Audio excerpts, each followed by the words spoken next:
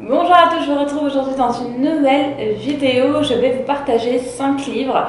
5 livres spirituels qui, selon moi, sont vraiment importants à lire. Alors si vous êtes comme moi, vous allez les relire.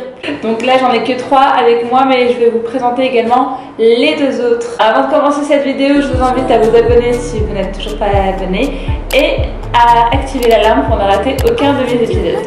Alors le premier bouquin que je vais vous présenter, c'est un bouquin qui a eu beaucoup de succès. C'est celui-ci, le livre de Frédéric Lenoir, L'âme du monde. Donc Frédéric Lenoir, c'est un sociologue, écrivain et conférencier français où il aborde dans ses livres beaucoup de sujets de développement personnel, de spiritualité, etc. Donc il y a toujours une moralité à la fin de ses récits, de ses romans. Donc il ne met pas de mots sur quel type de spiritualité c'est, mais en fin de compte, on n'a pas besoin de savoir si c'est de la religion musulmane, juive, chrétienne, bouddhiste, etc. Parce qu'en fait, il partage les bonnes valeurs de ses courants religieux et de ses pensées spirituelles. Alors je vais vous lire le résumé. 7 sages venus des 4 coins du monde se réunissent pour transmettre à 2 jeunes adolescents les clés de la sagesse universelle. Une fable initiatique étincelante qui touche le cœur autant que l'intelligence. Moi je l'ai lu 2 fois et là je suis en train de le relire. En fait, la moralité de ce livre est que les grandes religions, les grandes pensées de ce monde sont finalement assez d'accord sur la quasi-totalité des sujets. Donc c'est un peu la morale que Frédéric Lenoir veut mettre en avant. Donc ne vous attendez pas à un livre religieux ou autre si vous voulez avoir des informations sur les religions, non. C'est juste le côté spirituel de partage et de transmission de valeurs. Les fruits de la douceur sont la paix du cœur et la paix du monde. Ne répondez jamais la violence par la violence, à l'insulte par l'insulte, à la colère par la colère.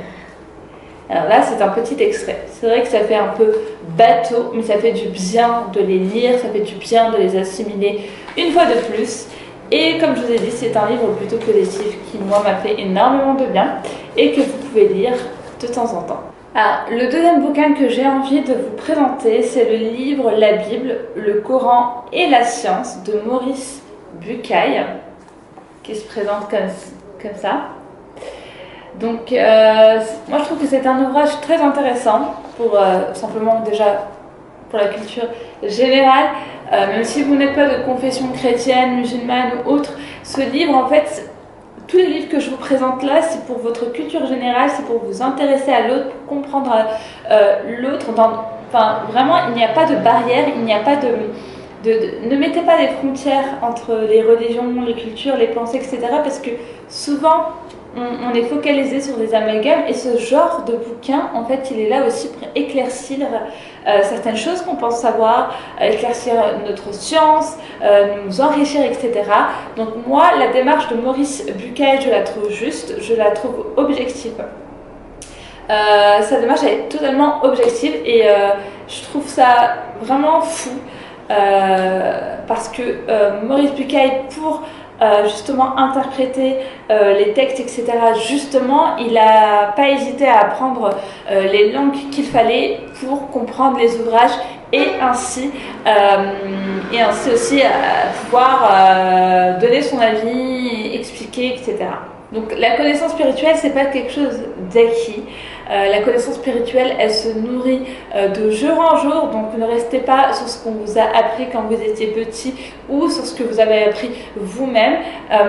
On n'a jamais assez appris. Donc c'est pour ça qu'il est intéressant aussi d'apprendre davantage, de lire, de regarder des vidéos, des émissions, d'échanger avec les gens. Oui, parce que ça, on ne le fait pas souvent. C'est pas parce que vous avez parlé de votre religion que ça veut dire que vous imposez quelque chose. Non, il y a l'art de la communication aussi. C'est juste s'instruire de l'un et de l'autre et de s'enrichir. Alors le troisième bouquin que je vais vous présenter, c'est le livre de Khalil Gibran, donc Le Prophète. Donc Khalil Gibran, c'est un poète. Khalil Gibran, c'est un poète et peintre libanais, donc c'est un très beau recueil. C'est une histoire présentée de façon poétique. Donc l'auteur nous transporte immédiatement dans les plus grandes questions existentielles. Donc ça fait du bien de lire ce genre de recueil. Donc il a été traduit en plusieurs langues, il a été vendu, mais je ne sais pas combien d'exemplaires, mais en tout cas je sais qu'il a eu un succès mondial. Le résumé du livre, c'est: parle-nous de l'amour, parle-nous du don, parle-nous des enfants. Alors que le prophète s'apprête à regagner son île natale, tous ceux qui l'ont connu se réunissent pour recevoir de lui un ultime conseil. Une parabole pour éclairer leur vie. À chacun, jeune homme ou vieillard, prêtresse ou laboureur, il fait l'offrande d'une perle de poésie.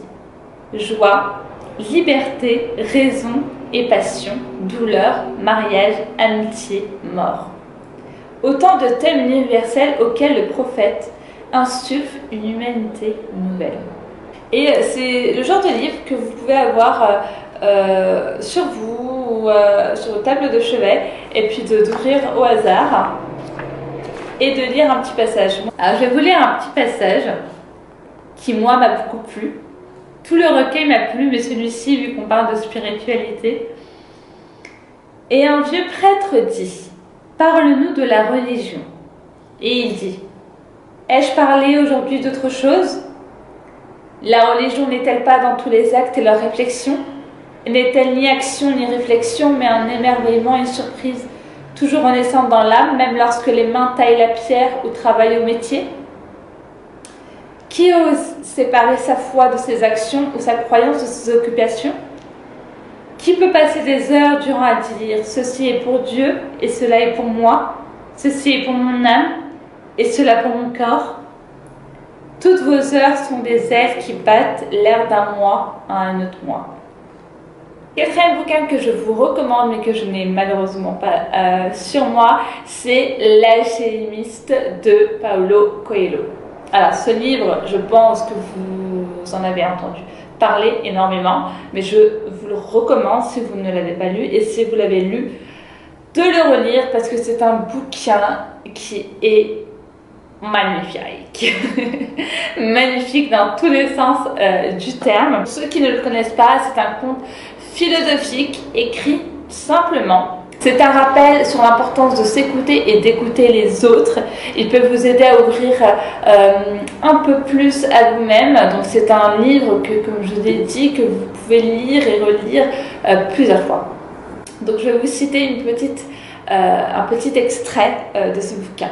Quand tous les jours sont aussi semblables les uns aux autres, c'est que les gens cessent de s'apercevoir des bonnes choses qui se présentent dans leur vie. Le bouquin que je vous recommande, c'est Retour à l'essentiel de Myriam Lardal. Donc Myriam Lardal, qui est conseillère conjugale spécialisée en coaching de vie, a écrit cet ouvrage qu'il faut absolument vous procurer si vous ne le connaissez pas. Donc c'est un livre d'ordre spirituel, développement personnel, etc.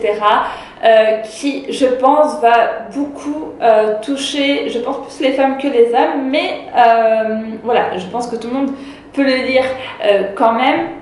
Personnellement, moi je vous le recommande vraiment, parce qu'on est toujours à un moment donné dans notre vie avec beaucoup de questionnements, et ce genre de bouquin est là aussi pour nous guider, pour nous aider.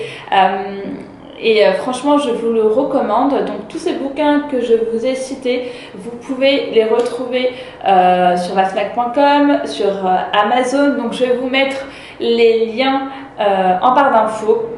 Donc il est important aussi de soutenir les librairies. Donc si vous avez une librairie dans votre quartier, n'hésitez pas à plutôt l'acheter chez eux. Donc voilà. La vidéo est terminée, donc je vous ai recommandé 5 livres spirituels. J'espère que vous avez aimé cette vidéo. N'hésitez pas à commenter si vous avez lu l'un de ces bouquins. Et si vous avez d'autres recommandations, je suis preneuse. Vous savez que j'adore lire. Et là en plus c'est le confinement, donc j'ai beaucoup de temps à consacrer à la lecture. Donc n'hésitez pas à mettre vos recommandations, ça peut servir pour moi et pour les autres. À très bientôt, n'hésitez pas à liker, à commenter. C'est la meilleure façon vraiment de me soutenir dans ce que je fais. Je vous embrasse.